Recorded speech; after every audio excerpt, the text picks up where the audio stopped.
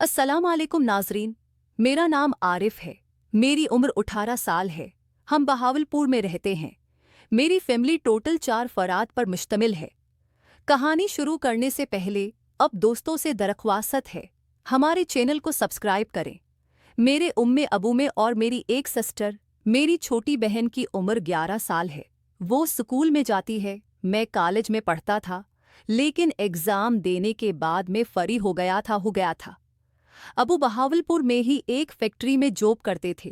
अबू की रात की ड्यूटी होती थी। वह सुबह अबू घर आ जाते थे। उम्मी के पास मैं अकेला ही रहता था। मेरी उम्मी की उम्र करीबा 34 साल है। उम्मी अभी तक दिखने में काफ़ी हैंडसम नज़र आती हैं। मेरे अबू उम्मी पर काफ़ी शक करते थे, क्योंकि अबू को उम्मी के चाल चलन पर कुछ शक था। उम्मी शुरू से ही खुले माहौल की थी और वो अक्सर मर्दों से गल मिल जाती थी और उनके साथ वह तलक भी बना लेती थी, जो मेरे अबू के साथ बनाती थी। मुझे भी उम्मी की ये आदत बहुत बुरी लगती थी और मुझे उम्मी पर अक्सर गुस्सा आता था, लेकिन मैं अबू की वजह से छिपकर जाता था। लेकिन मैं अब उम्मी को रंगे हाथों पकड़ना चाहता था, क्योंकि मैं दिन को काल चला जाता था और अबू घर में आकर सो जाते थे। मैं शाम को रात को 10 बजे ट्यूशन पढ़कर वापस आता था। अबू शाम 6 बजे ड्यूटी पर ही निकल जाते थे और उम्मी पीछे अपने आशिक को बुलाकर उसके साथ मुंह काला कर लेती थी। मुझे अब उम्मी की काफ़ी फिक्र हुई थी, क्योंकि उम्मी अबू से धोखा करती थी और मुझे उम्मी पर बहुत दुख होता था। मेरा दिल करता था कि उम्मी सिर्फ अबू की तरफ ही देखी और अबू से ही वो काम करे जो गैर मर्दों से करती फिरती है। एक दिन मैंने ट्यूशन से छुट्टी कर ली और शाम 6 बजे घर आ गया। जब मैं घर आया तो बाहर वाला दरवाज़ा बंद था। मैंने दरवाज़ा खटखटाया तो काफ़ी देर किसी ने भी दरवाज़ा नहीं खोला था। मैं दीवार फुलांकर अंदर गया तो उम्मी के कमरे के आगे कंडी लगी हुई थी और उम्मी कमरे में मौजूद थी। मैंने उम्मी का कमरा खटखटाया तो मुझे वहां पर किसी मर्द की आवाज़ सुनाई दी।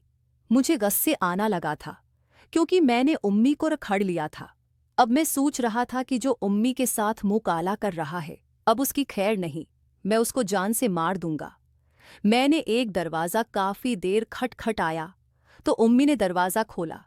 इतने में उम्मी ने अपने आशिक अपने वाशरूम में बंद कर दिया था। मैं उम्मी के कमरे में गया तो मैंने देख कहा, उम्मी आप क्या कर रही थी? दोनों दरवाजे बंद थे। उम्मी ने कहा, मैं इस वक्त शावर ले रही थी इसलिए। लेकिन मैं उम्मी के वाशरूम में जाने लगा तो वो मुझे रोक दिया कि वहां पर मेरे कपड़े पड़े हैं और तुम्हें शर्म नहीं आती। माँ के वाशरूम में जाते हुए मैं उम्मी की बात मान गया था और बाहर चला गया था। उम्मी ने अपने आशिक को बाहर निकाल दिया था, लेकिन मैंने उसको घर से निकलते हुए देख लिया था। उम्मी के आशिक को मैंने घर से निकलते हुए वीडियो बना ली थी। उम्मी का आशिक घर से निकल गया तो मैं उम्मी के पास आया और उम्मी को वीडियो दिखा दी। उम्मी मेरे आगे काफ़ी शर्मिंदा होने लगी थी और कहने लगी थी कि तुम्हारे अबू मेरी ज़रूरियात पूरा नहीं करते, इसलिए ही मैं बाहर के मर्दों के साथ अपने ज़रूरियात को पूरा करती हूँ। मुझे इस बात पर काफ़ी शर्मिंदगी हुई थी। मैंने उम्मी को कहा था कि अगर मैं आपकी ज़रूरियात को पूरा करूं तो आपको बुरा तो नहीं लगेगा। उम्मी मेरी तरफ गुस्से से देखने लगी थी और कहने लगी थी कि तुम मेरे बेटे हो और मैं तुम्हारे साथ ये काम नहीं कर सकती। लेकिन मैंने उम्मी को कहा, जो तुम गैर मर्दों के साथ करती हो तो तुम्हें शर्म नहीं आती और तो तुम्हारी इज्जत कहाँ जाती है।